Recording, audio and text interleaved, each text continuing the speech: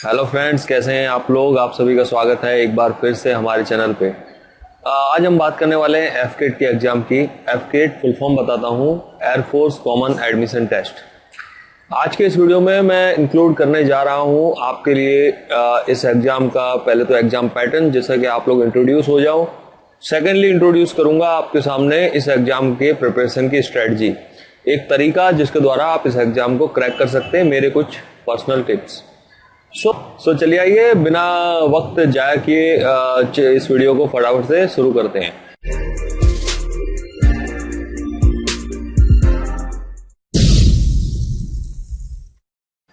So friends, जैसा कि एफके 2020 का नोटिफिकेशन आ गया है, 15 जून से इसके एप्लीकेशन की जो है फॉर्म फिलअप की प्रोसेस भी शुरू हो गई है।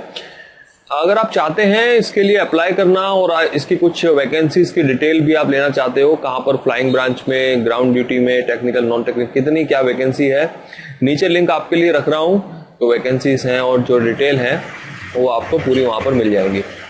बेसिकली हमारा मोटिव ये होता है कि हम आपको ये बताएं कि एग्जाम की तैयारी कैसे की जाए। देखो भाई, ऐसा है, जो चीजें पढ़ के पता कर सकते हो आप, तो उसमें वीडियो बनाने का कोई मीनिंग नहीं बनता। इसलिए हम बात करेंगे इस एग्जाम की प्रिपरेशन स्ट्रेटजी, एग्जाम पैटर्न की, जैसे कि आप अपनी प्रिपरेशन कैसे स्टार्ट करें, इस एग्जाम को क्रैक कैसे करें, वो सबसे ज्यादा इंपॉर्टेंट है। स्टार्ट करते हैं एग्जाम के पैटर्न से। ये एग्जाम दूसरी एग्जामों से थोड़ी सी डिफरेंट है। आपको 100 क्वेश्चंस दिए जाएंगे, पर क्वेश्चन 3 मार्क, 1 मार्क नेगेटिव, और इस तरह से आपको 300 मार्क्स का पेपर होगा। इस एग्जाम को दो तरह के कैंडिडेट्स अटेम्प्ट कर सकते हैं, एक जिनका बैकग्राउंड टेक्निकल है और जिसका नॉन टेक्निकल है, वो भी अटेम्प्ट कर सकते हैं। तो अब मैं पहले बात कर लेता हूँ एक कॉमन पेपर की, जो 300 मार्क्स है, और नॉन टेक एंड टेक दोनों ही इसके लिए अटेम्प्ट कर सकते हैं। जैसा कि मैंने बताया, 300 मार्क्स का पेपर है। 100 क्वेश्चंस के लिए आपको 2 घंटे का वक्त यहाँ पर दिया जाता है। 120 मिनट्स में आपको 100 क्वेश्चन सॉल्व करने होते हैं। जो ईकेटी का पेपर होता है वो एक्चुअली होता है टेक्निकल बैकग्राउंड वालों के लिए। जैसे कोई इंजीनियर है, वो अटेम्प्ट करना चाहता है, इंजीनियरिंग बैकग्राउंड के स्टूडेंट्स, तो उनके लिए ईकेटी की एग्जाम एक सेपरेट एग्जाम होती है, जो नॉन टेक वालों को नहीं देनी होती है, सिर्फ ओनली टेक्निकल वालों के लिए। 45 मिनट्स का पेपर होता है, 50 क्वेश्चन पूछे जाते हैं, 150 मार्क्स का होता है, और उसमें 3 मार्क्स पर क्वेश्चन और 1 मार्क नेगेटिव होता है। तो ये तो बात हो गई इस एग्जाम के एग्जाम पैटर्न की, कि किस तरह के पेपर होता है, कितने मार्क्स का होता है, और क्या कितने समय में सॉल्व करना होता है। अब बात करते हैं जो मेन चीज है कि इस एग्जाम की तैयारी कैसे करें। किसी भी एग्जाम के लिए मैंने इतनी सारी वीडियोस बनाई हैं एग्जाम में, आई होप आपने देखी होंगी। तो हमेशा से मैं कुछ कॉमन सजेशंस हैं हर एक एग्जाम के लिए आपको देता हूं। इस वीडियो में भी आपको वो टिप्स बताऊंगा मैं। तो इस एग्जाम के लिए पर्टिकुलरली मैंने स्टार्टिंग में कहा थोड़ी सी डिफरेंट है। डिफरेंट इसलिए है क्योंकि यहाँ पर जो सिलेबस आपको रखा गया है वो दूसरे एग्जामों से थोड़ा अलग है। 300 मार्क्स का जो पेपर है, कॉमन पेपर है, उसकी बात करूं तो उसमें आपको 4 सब्जेक्ट्स मेन इंक्लूड किए होते हैं, 4 टॉपिक इंक्लूड किए होते हैं, जिसमें होता है reasoning and military aptitude, numerical ability, verbal ability in English और जनरल अवेयरनेस।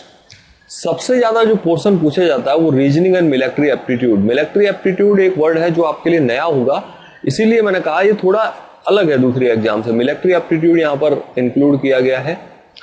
उसके बाद न्यूमेरिकल एबिलिटी, आप लोग जानते ही होंगे, न्यूमेरिकल एबिलिटी एक टॉपिक है, काफी सारी एग्जाम में पूछ लिया जाता है। वर्बल एबिलिटी इन इंग्लिश, ये भी एक कॉमन सब्जेक्ट है। और जनरल अवेयरनेस, तो ये तो एक ऐसा सब्जेक्ट है जो आई थिंक मोस्टली सारी एग्जाम्स में पूछ ही लेते हैं। तो अब तैयारी कहाँ से स्टार्ट करें। ये जो टॉपिक्स मैंने बताया आपको, किस टॉपिक को पहले लें, किसको बाद में लें, क्या करना है क्या नहीं करना है, ये कंफ्यूजन रहता है।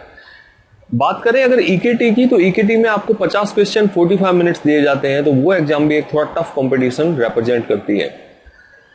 अब मैं कुछ पॉइंट्स आपको दूंगा, मतलब कि कौन सी चीजें हैं जो आपको करनी चाहिए, कौन सी चीजें हैं जो आपको नहीं करनी चाहिए अगर आप चाहते हो इस एग्जाम को क्रैक करना।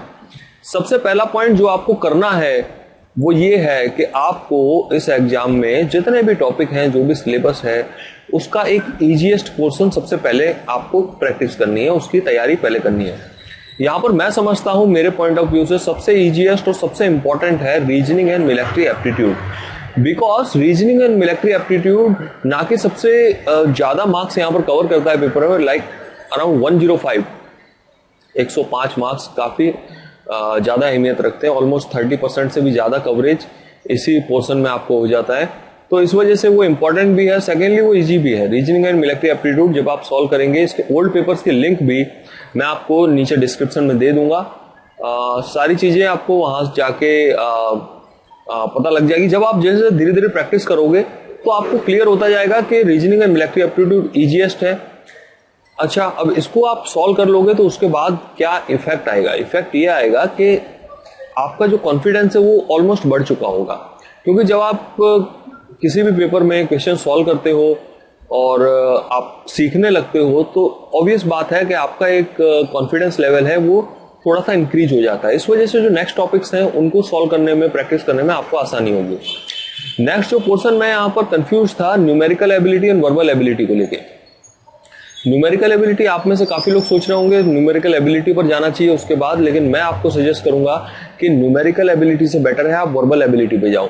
उसका रीजन ये है कि वर्बल एबिलिटी ऑफ इंग्लिश, मैंने इसके जब क्वेश्चंस देखे तो क्वेश्चंस की क्वालिटी काफी मॉडरेट लगी, इतने ज्यादा डिफिकल्ट भी नहीं थे और इतने ज्यादा आसान भी नहीं। तो इसी वजह से वर्बल एबिलिटी पे आप अगर फोकस करते हो, उस पर तैयारी करते हो, तो वो आपके लिए एक अच्छा ऑप्शन हो सकता है इस एग्जाम को अच्छा स्कोर करने के लिए, आप मेरिट में आने के लिए। अब इसके बाद आपको न्यूमेरिकल एबिलिटी ऑब्वियस सी बात है, और जनरल अवेयरनेस एक ऐसी चीज है दोस्तों जिसके लिए कुछ चीजें होती हैं जनरल अवेयरनेस में, जैसा कि मैं मानता हूं जो बेसिक है 30 to 40% मैक्सिमम जो कॉमन होती है। लाइक ठीक है, कुछ जियोग्राफी के फैक्ट्स हैं कॉमन है, कुछ हमारी हिस्ट्री के फैक्ट्स हैं वो कॉमन है, कुछ मॉडर्न हिस्ट्री के फैक्ट्स हैं कॉमन है, तो वो उनको अगर छोड़ दिया जाए तो लेटेस्ट जो फैक्ट्स होते हैं वो हमेशा डे बाय डे चेंज होते हैं। तो अगर आपको जनरल अवेयरनेस में अच्छा स्कोर करना है तो आपको अपने आप को अपडेट रखना होगा लेटेस्ट फैक्ट से। अब अपडेट रखने के लिए आप बहुत सारी चीज़ों की हेल्प ले सकते हो, लाइक डेली न्यूज़पेपर आप पढ़ सकते हो, डेली आप कोई अगर न्यूज़ चैनल देख रहे हो तो उसकी हेल्प ले सकते हो, या फिर डेली कोई भी मैगजीन आप पढ़ते हो, तो बहुत सारे सोर्सेस अवेलेबल हैं इंटरनेट पे फ्री ऑफ कॉस्ट, तो आप उनकी हेल्प से अपने आप को अपडेट रखिए। वही एक सॉल्यूशन है जनरल अवेयरनेस के अच्छे से प्रिपरेशन करने का। अब मैं बात करूंगा दोस्तों कि जो ईकेटी की एग्जाम है, टेक्निकल एग्जाम है, उसमें आप क्या करें। जहां तक टेक्निकल एग्जाम की बात है, आपको पता ही होगा कि टेक्निकल एग्जाम में 50 क्वेश्चन पूछे जाते हैं और उनके लिए आपको ओनली 45 मिनट्स मिलते हैं। तो जो पोर्शन मैंने टेक्निकल एग्जाम में देखा, चाहे फिर वो मैकेनिकल का है, इलेक्ट्रिकल का है, इलेक्ट्रॉनिक्स, कोई भी बैकग्राउंड है, तो वहां पर आपको जो क्वेश्चंस हैं वो ऑलवेज कॉन्सेप्ट बेस्ड है। कोई भी चीज न्यूमेरिकली आपको ऐसे नहीं पूछी जा रही है कि आप उसमें काफी ज्यादा सॉल्व करो, ठीक है। तो इससे ये निकल के आता है कि आपको हमेशा से कॉन्सेप्ट पर यहाँ पर थोड़ा फोकस करना होगा। अगर आपके कॉन्सेप्ट्स क्लियर हैं तो ईकेटी के एग्जाम आराम से क्रैक कर सकते हो। तो ये तो बात हो गई कौन सी चीज, ये था मेरा पॉइंट कि कौन सी चीज आप करनी है। इसके अलावा भी जैसे कुछ लोग मुझसे काफी बार पूछते हैं कि सर काफी बार ऐसा होता है कि कुछ क्वेश्चन सॉल्व करते करते हम एक ऐसे पॉइंट पे होते हैं जब हम 50%, 60%, 70% या 80-90% श्योर होते हैं, पर 100% श्योर नहीं होते कि उसका आंसर वही है। तो ऐसी कंडीशन में रिस्क लेना चाहिए। तो मैं कभी भी किसी को सजेस्ट नहीं करता कि आप रिस्क लो, बट स्टिल अगर आप श्योर हो 80%, 90% तो आप रिस्क ले सकते हो। लेकिन रिस्क भी किस पोर्शन में लेना वो आपको मैं सजेस्ट करूंगा।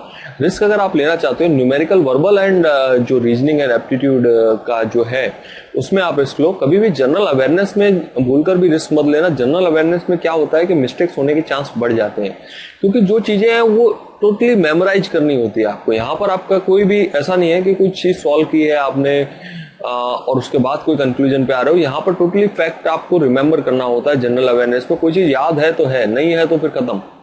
फिर आप वहां तुक्के या फिर कोई अपना एनालिसिस नहीं कर सकते, इसका ये हो सकता था, बहुत डिफिकल्ट है। तो आप रिस्क ले सकते हो, लेकिन कुछ जो डिफाइंड पोर्शन है वहां पे। अब काफी लोगों का ये क्वेश्चन होता है कि इसमें तैयारी करते टाइम क्या डेप्थ में जाना चाहिए। मैं आपको सजेस्ट करूंगा डेप्थ में कभी भी, हर एग्जाम के लिए मैं आपको बोलता हूँ डेप्थ में कभी भी मत जाओ। उसका रीजन है क्योंकि हर एक एग्जाम का एक पर्टिकुलर पैटर्न होता है। जैसे कि रीजनिंग एंड एप्टीट्यूड यहाँ पर जो पूछा जाता है, ये सेम रीजनिंग एंड एप्टीट्यूड, भले सिलेबस सेम होगा, लेकिन जो क्वेश्चन का पैटर्न है, क्वेश्चन के टाइप्स हैं, वो आपको किसी दूसरी एग्जाम में उस तरह के नहीं मिलेंगे। वो क्वेश्चन के टाइप थोड़े से डिफरेंट होंगे। सिलेबस सेम हो सकता है लेकिन क्वेश्चन के टाइप्स डिफरेंट होंगे, करने का तरीका डिफरेंट हो सकता है। इस वजह से आपको हमेशा टारगेट करने होंगे क्वेश्चंस जो पूछे जाते हैं। और ये आप कब क्लियर कर पाओगे? जब आप इसके ओल्ड पेपर सॉल्व करोगे। सबसे पहला काम आपको यहाँ पर ये करना है कि आप इसके ओल्ड पेपर सॉल्व कर लो, कम से कम 4 से 5, इतने तो आप आराम से सॉल्व कर लोगे। और ऐसा मत सोचो कि उसके आंसर्स अगर आप नहीं निकाल पा रहे हो तो भी क्यों उसके लिए आगे बढ़ना, आप करते जाओ। आंसर निकाल पा रहे हो तो ठीक है, नहीं निकाल पा रहे हो तो स्किप करो, आगे निकलो। उससे क्या होगा कि आपका जो एक नॉलेज है इस एग्जाम के टूवर्ड्स वो बढ़ जाएगा।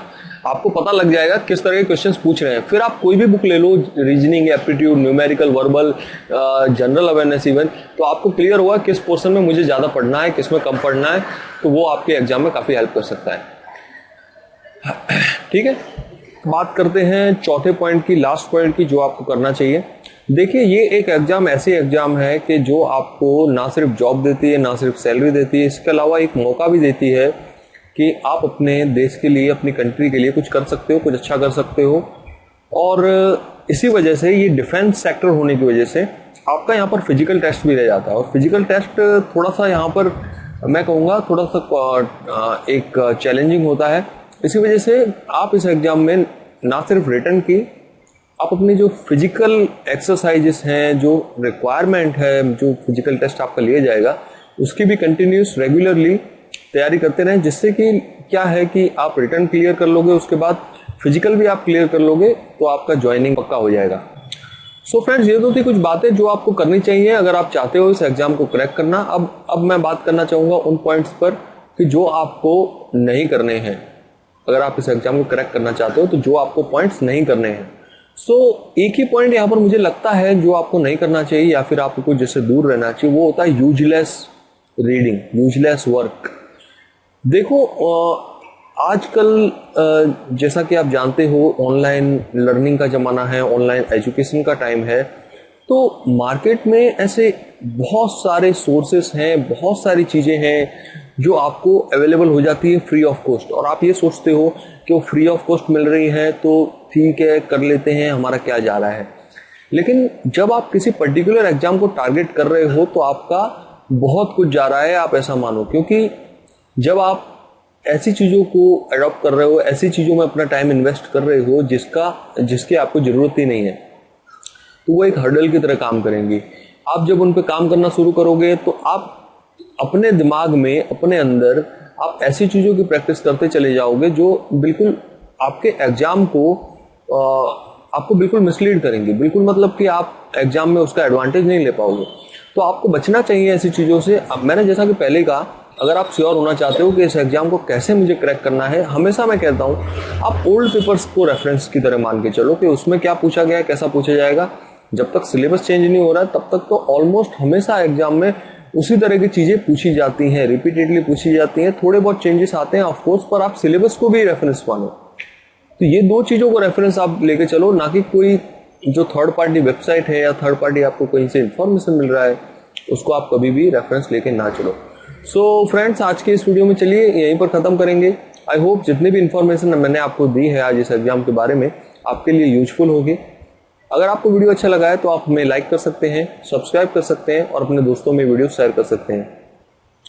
नेक्स्ट वीडियो में मिलता हूँ आपसे किसी इसी तरह के एग्जाम के बारे में या कोई भी नॉलेजेबल इन्फॉर्मेशन के साथ।